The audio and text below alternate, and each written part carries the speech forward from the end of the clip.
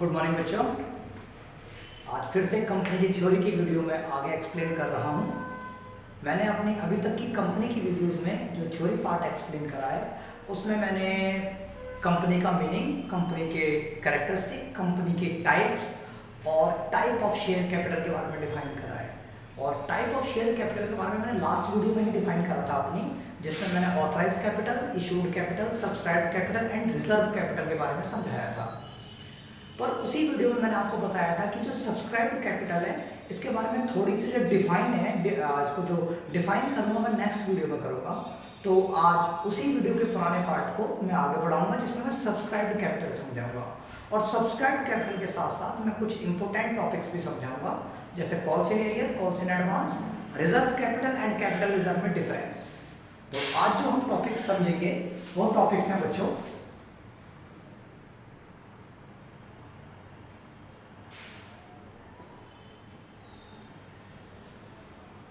Subscribed capital, दूसरा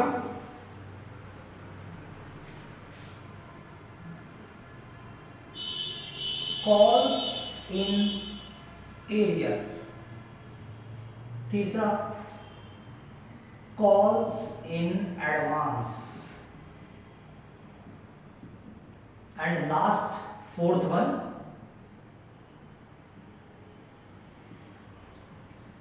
reserve capital and capital reserve के बारे में।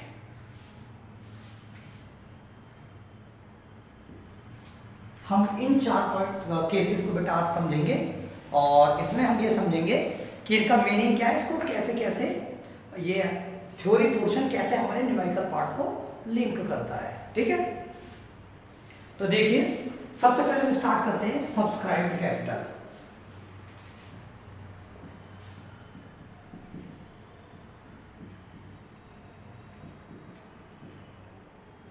सब्सक्राइब्ड कैपिटल में मैंने दो बातें बताई थी बेटा। सब्सक्राइब्ड कैपिटल अगर थोड़ा सा डिफाइन कर देता हूँ कि सब्सक्राइब्ड कैपिटल होती क्या है। देखो मैंने आपको बताया था कि कंपनी अपने प्रॉफिट को मार्केट में बेचती है, बाहर यानी आम लोगों को अपना प्रॉफिट बेचती है, तो उस प्रॉफिट को टुकड़ों में बांट देती है। उन टुकड़ों को कहते हैं शेयर्स। तो उन्हीं टुकड़ों को यानी शेयर्स को वो मार्केट में बेचती है लोगों को और लोगों से पैसा लेती है। तो जब अपने शेयर बेच कर जो पैसा कंपनी के पास आ जाता है उसको ही कहते हैं सब्सक्राइब्ड कैपिटल, है ना। जो बेचकर, शेयर बेचकर पैसा आ गया वो सब्सक्राइब्ड कैपिटल होता है। लेकिन सब्सक्राइब्ड कैपिटल भी दो तरीके से आता है। या तो पूरा पैसा आ जाएगा कंपनी के पास, यानी जितने शेयर बेचे वो सारे के सारे बिक गए और कंपनी के पास सारा पैसा आ गया, एक तो ये होता है। या फिर कंपनी ने सारे शेयर बेचे लेकिन लोगों ने सारे शेयर नहीं खरीदे, है ना। तो इस तरीके से सब्सक्राइब्ड कैपिटल दो पार्ट में बटा हुआ है। एक पार्ट का नाम है सब्सक्राइब्ड एंड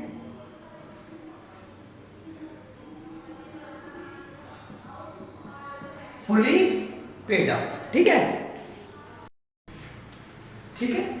और दूसरा जो इसका पार्ट है सब्सक्राइब्ड कैपिटल का वो है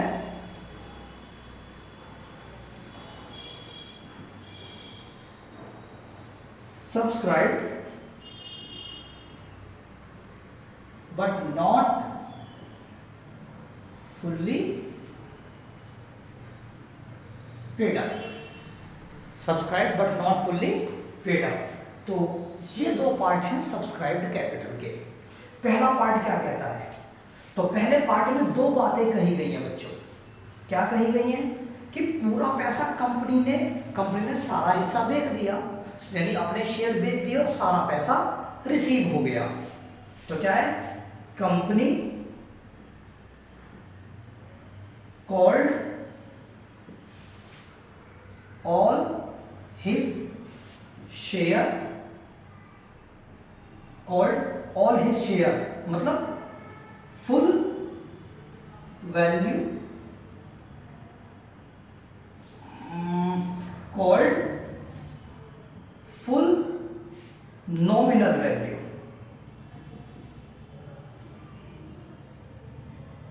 एक बात तो ये कि कंपनी ने जितना भी अपना पैसा था वो सारा का सारा मांगा है, यानी कंपनी अपने पैसे को कई बार कम मांगती है ना, पूरा नहीं मांगती।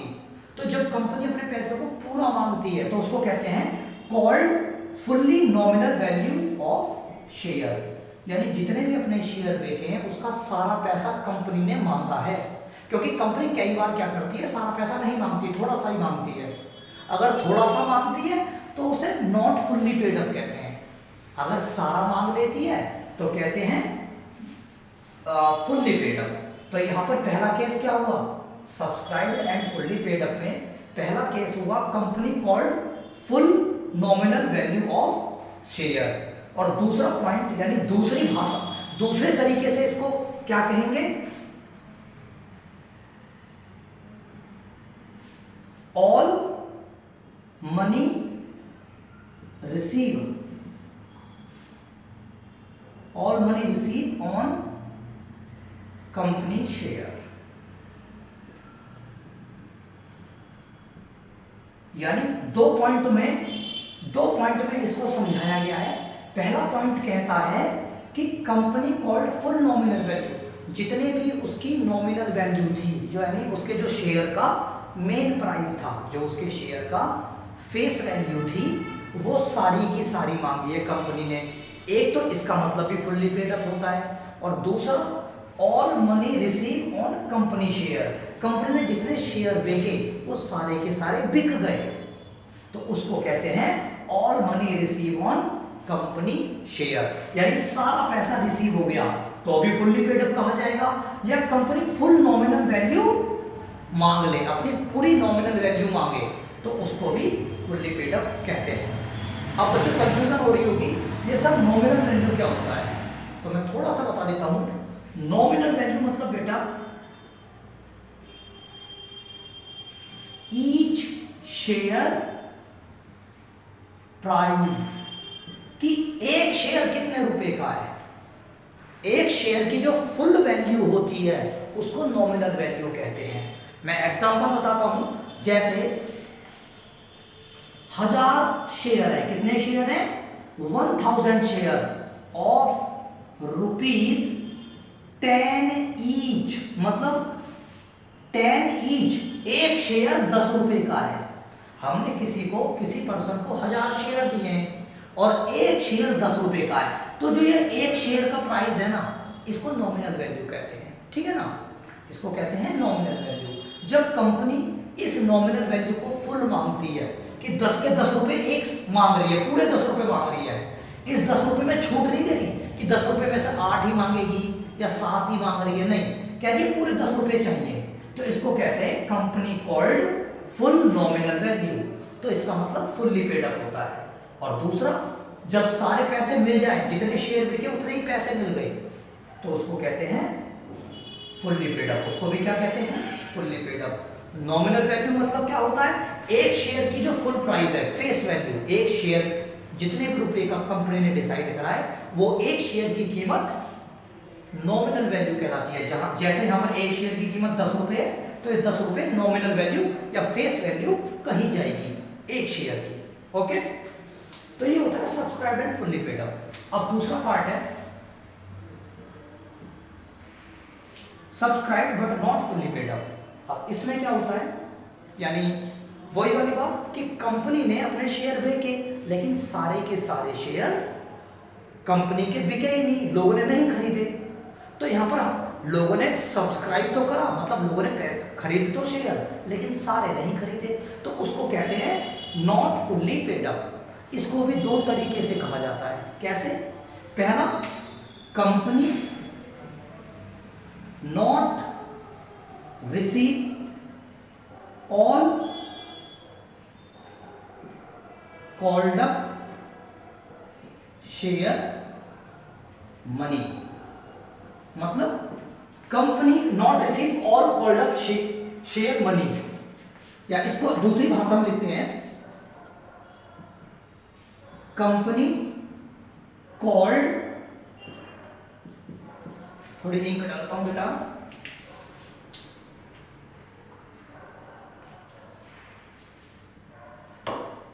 Company called full nominal value but not purchase by people. मतलब कंपनी ने अपना सारा फुल नॉमिनल वैल्यू, कंपनी ने अपना जितने शेयर का प्राइस था, मान लो एक शेयर 10 रुपए का है, तो लोगों को 10 के हिसाब से ही शेयर बेचे हैं। किसी को 10,000, किसी को 8,000, जितने शेयर बेचे, पर एक शेयर पूरा 10 रुपए का मांगा है। यानी कंपनी ने अपने जितने भी फेस वैल्यू थी वो पूरी की पूरी एक साथ मांगी है, तो उसको कहते हैं company called full nominal value. यानी कंपनी ने पूरे पैसे सारे के सारे शेयर बेच दिए और जितने रुपए तय करे थे वो सारे के सारे रुपए के हिसाब से बेचा है, तो कहते हैं full nominal value but not, लेकिन लोगों ने तब भी नहीं खरीदे। कंपनी ने अपना सारा शेयर बेचे लेकिन लोगों ने तब भी नहीं खरीदे, तो इसको कहते हैं full called full nominal value but not purchase by people. लोगों ने सारे शेयर नहीं खरीदे। इसका मतलब ये समझ लो कि कंपनी ने शेयर तो बेचे लेकिन लोगों ने सारे शेयर नहीं खरीदे। इसको कहते हैं company called full nominal value but not purchase by people. एक तरीका तो ये है, और दूसरे तरीके से इसको कैसे कहते हैं, company not called full nominal value of its share. जैसे यहां पर तो फुल नॉमिनल वैल्यू, ऊपर वाले केस में क्या था कि सारे शेयर बेच दिए पर पैसा नहीं मिला, सारे के सारे शेयर नहीं बिके। तो कंपनी ने तो सारे बेचे लेकिन सारे के सारे नहीं बिके, तो तब भी क्या कहेंगे हम, not fully paid up. Company ने सारे शेयर बेचे लेकिन लोगों ने नहीं खरीदे, तो कहेंगे नॉट फुल्ली पेड अप। और यदि company not called full nominal value, यानी कंपनी ने अपने सारे शेयर नहीं बेचे, है ना, यानी जो उसकी नॉमिनल वैल्यू थी उस वैल्यू को पूरा नहीं मांगा, थोड़ा सा मांगा है, कंपनी ने ही थोड़ा सा मांगा है। जब कंपनी अपनी नॉमिनल वैल्यू का थोड़ा सा पार्ट ही मांगे तो उसको भी कहा जाता है नॉट फुल्ली पेड अप, ठीक है ना। Company not called full nominal value of its share. Company ने अपने शेयर तो बेचे लेकिन जो उसकी नॉमिनल वैल्यू थी, मान लो एक शेयर 10 रुपए का था, वो 10 रुपए पूरे नहीं मांगे, 10 रुपए में से 8 ही मांगे हैं अभी, तो इसको कहते हैं कंपनी ने ही पैसे कम मांगे हैं, तो नॉट फुल्ली पेड अप, वो भी इसी कैटेगरी में आएगी। तो ये थे subscribe but not fully paid up और subscribe but fully paid up, ठीक है। तो बच्चों, आपको अगर सब्सक्राइब करके समझ में आ गया है तो आप प्लीज कमेंट्स कर देना, नहीं तो मैं इसको और भी इजी करके बताने की कोशिश करूंगा अगर बच्चों को नहीं आता है, ठीक है। अब हम समझते हैं next topic, calls in area.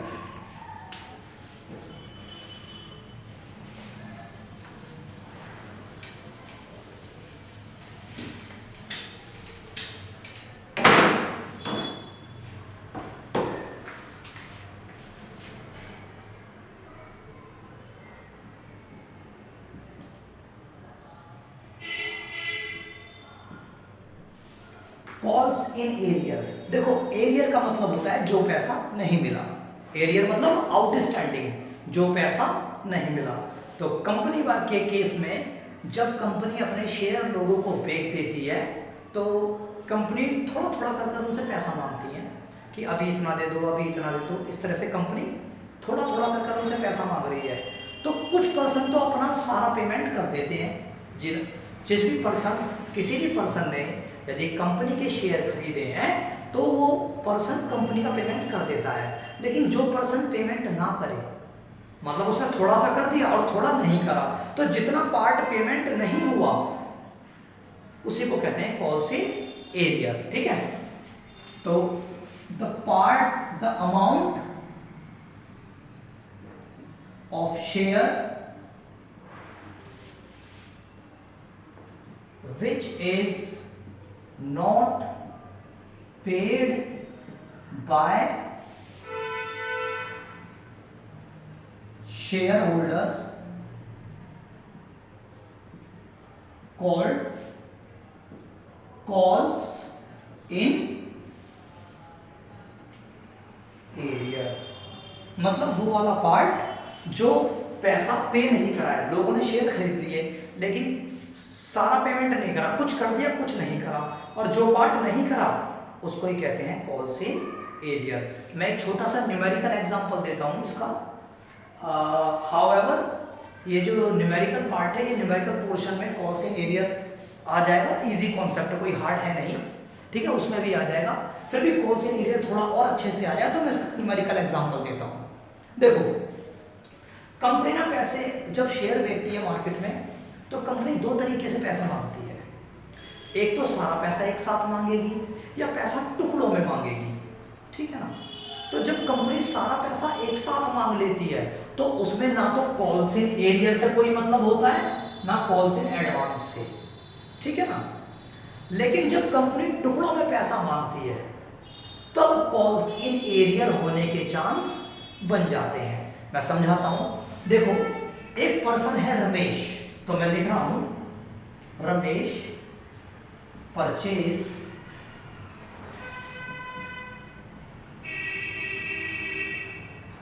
$2000 share of ₹10 each. Ramesh ने 2000 की जगह मैं 1000 कर रहा हूं, थोड़ा आसान हो जाएगा आपके लिए। रमेश ने 1000 शेयर खरीदे ₹10 ईच, मतलब एक रमेश पर बंदा था, कंपनी अपने शेयर बेच रही थी सब लोगों को, उसमें से कोई रमेश पर्सन था जिसने कंपनी के शेयर खरीदे। उसने कंपनी के 1000 शेयर खरीद लिए कि कंपनी अपने 1000 हिस्से मुझको दे दे। तो कंपनी के 1000 शेयर उस पर्सन ने खरीदे, और उस पर्सन ने जब हिस्से खरीदे तो कंपनी ने उससे क्या कहा कि 10 रुपए का एक शेयर है। अगर आप 1000 शेयर खरीद रहे हो तो एक शेयर 10 रुपए का पड़ेगा आपको, 10 ईच। एक ईच मतलब एक शेयर 10 रुपए का पड़ेगा। तो ठीक है, यानी उस पर्सन को कितना पेमेंट करना है। अगर पर्सन ने 1000 शेयर खरीदे हैं और एक शेयर 10 रुपए का है तो मल्टीप्लाई कर दो 1000 इंटू 10, 10,000, यानी 10,000 रुपीज। अगर किसी पर्सन ने 1000 शेयर खरीदे हैं और एक शेयर 10 रुपए का है तो उसे 10,000 रुपए देने पड़ेंगे कंपनी को। कितना रुपए देगा? 10,000, ठीक है। लेकिन अब कंपनी, ये जो 10 रुपए होते हैं मैंने बताया था, इसको नॉमिनल वैल्यू कहते हैं, एक शेयर की नॉमिनल वैल्यू या फेस वैल्यू। तो कंपनी इन 10 रुपयों को एक साथ नहीं मांगती कि इस पर्सन को 1000 शेयर दिए और इससे कहा एक शेयर 10 का है, लाओ 10,000 रुपए दो। तो कंपनी एक साथ नहीं मांगती, कंपनी इसको टुकड़ों में मांगती है। कैसे? ये जो 10 रुपए है ना, ये 10 रुपए जो है कंपनी इनको टुकड़ों में बांट देगी अपनी मर्जी से। हालांकि इसके पीछे एक थ्योरी है कि कितने पार्ट में बांटेगी, वो बाद में बता दूंगा मैं न्यूमेरिकल्स कराते वक्त। तो जो 10 रुपए थे, कंपनी इस 10 रुपए को एक साथ नहीं मांगेगी, ये कहेगी कि पहले आप 2 रुपए के हिसाब से दो, फिर 3 रुपए के हिसाब से दो, फिर 5 रुपए के हिसाब से दो। तो कंपनी ने क्या करा, ये जो 10 रुपए थे इसको टुकड़ों में मांगा है। किस में मांगा है? टुकड़ों में। देखो 3 to 5 और 5 10, ये 10 रुपए इनने टुकड़ों में बांट दिए कि पहले आप अगर 1000 शेयर खरीद रहे हो तो पहले आप 2 रुपए के हिसाब से पेमेंट करो। मतलब 1000 शेयर है, 2 रुपए के हिसाब से बनता है 2000 रुपए। यानी जो रमेश था उस पर्सन से कंपनी ने 2000 रुपए मांगे पहले 2 रुपए के हिसाब से, फिर उस पर्सन से कंपनी ने 3 रुपए के हिसाब से मांगा। मतलब 1000 शेयर पर 3 रुपए के हिसाब से पैसा मांगा, तो उसने दिए 3000 रुपए, ठीक है। और फिर उस पर्सन से क्या कहा, अब आप 5 रुपए के हिसाब से दो। तो 5 इंटू 1000, ये जो 5 इंटू 1000 जो 1000 शेयर है, तो 1000 शेयर पर 5 रुपए के हिसाब से 5000 रुपए उससे मांगे। देखो टोटल करोगे तो 10,000 रुपए निकलेगा इनका, 5 3 8 तो 10 है ना। और उस पर्सन से 10,000 रुपए तो लेने थे, 10 रुपए के हिसाब से उससे 10,000 लेने थे, लेकिन ये 10,000 इस तरीके से टुकड़ों में मांग लिए, है ना। तो पर्सन ने क्या करा, ये वाली पेमेंट कर दी, ये वाली भी कर दी, लेकिन जब ये लास्ट वाली पेमेंट करने का टाइम आया उसने ये पेमेंट नहीं करी, यानी 1000 शेयर पर 5 रुपए के हिसाब से इसने पेमेंट नहीं करी। जब पेमेंट नहीं करी तो 5,000 रुपए नहीं करी पेमेंट, यही 5,000 रुपए क्या होंगे, कॉल्स इन एरियर। यानी जो पेमेंट किसी पर्सन ने नहीं करी, शेयर तो खरीद लिए लेकिन उसकी फुल पेमेंट नहीं करी, तो जब फुल पेमेंट नहीं करी उसको कहते हैं कॉल्स इन एरियर। तो यहां पर कॉल्स इन एरियर क्या है बच्चों, 5,000। तो ये होता है कॉल्स इन एरियर का बेटा। अब कॉल्स इन एरियर में इतनी ही थ्योरी थी, कुछ ज्यादा इसमें है नहीं। अब समझते हैं calls in advance.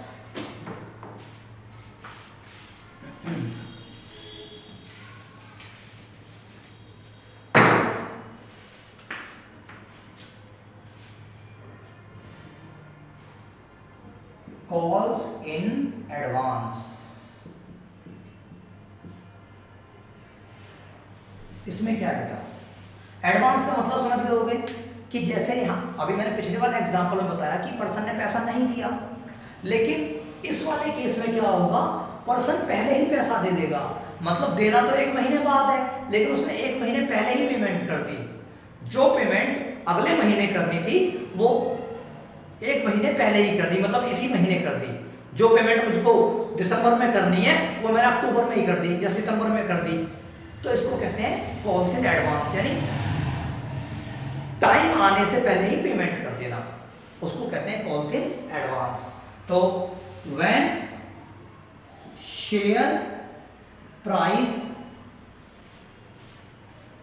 Receive in advance, जब एडवांस में शेयर प्राइस मिल जाए, is called share is called calls in advance, इसको कहते हैं कॉल्स इन एडवांस। ठीक है, इसका भी एक न्यूमेरिकल आपको समझा देता हूं,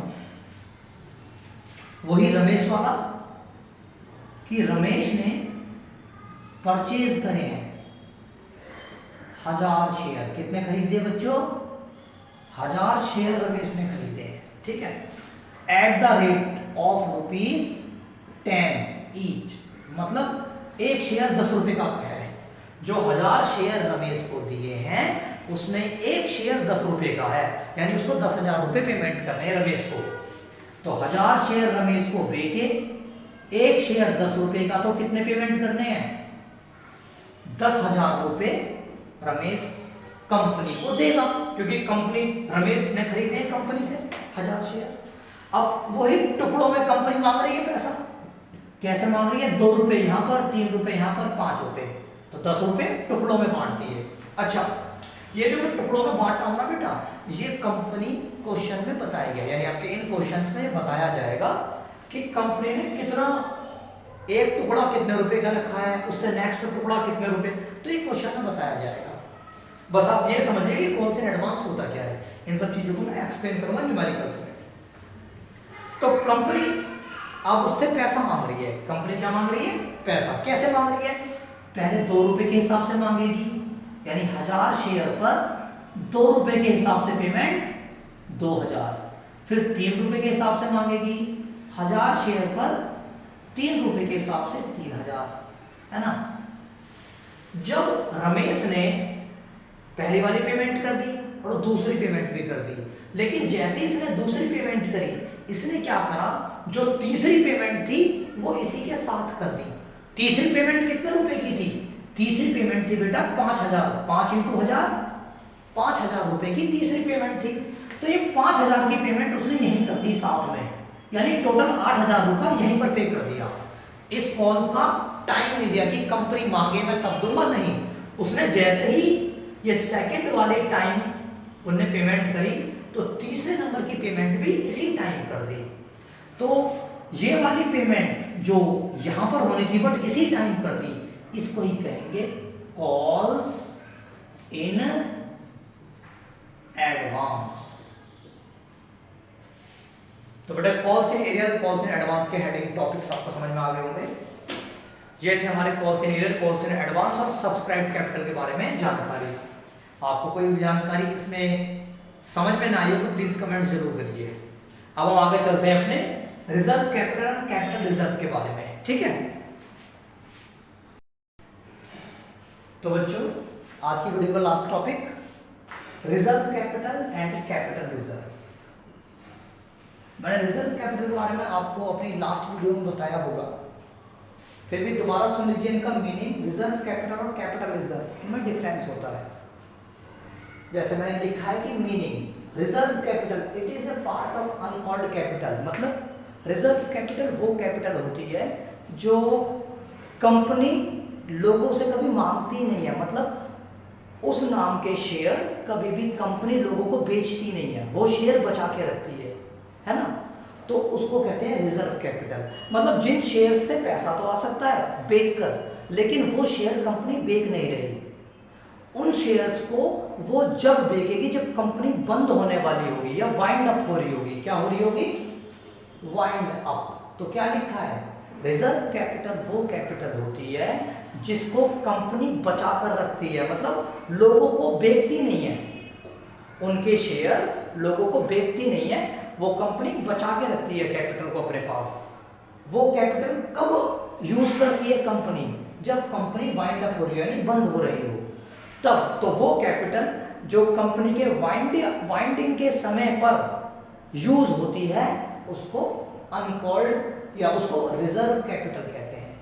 रिजर्व मतलब बचा के रखी गई कैपिटल, वो बाद में यूज करेंगे। कब? जब कंपनी बंद होगी, उससे पहले कभी भी यूज नहीं होती, उसको कहते हैं रिजर्व कैपिटल। कैपिटल रिजर्व ये वो कैपिटल रिजर्व वो रिजर्व है जब रिजर्व कैपिटल यानी कैपिटल को बचा के रखा है। कैपिटल रिजर्व मतलब तुम्हारे जो कैपिटल प्रॉफिट होते हैं उन प्रॉफिट को इकट्ठा कर जो रिजर्व बनता है उसको कैपिटल रिजर्व कहते हैं। एग्जांपल के तौर पर मेरा मेन काम क्या है? मैं जूते बनाकर बेचता हूँ, ये मेरा बिजनेस है ना।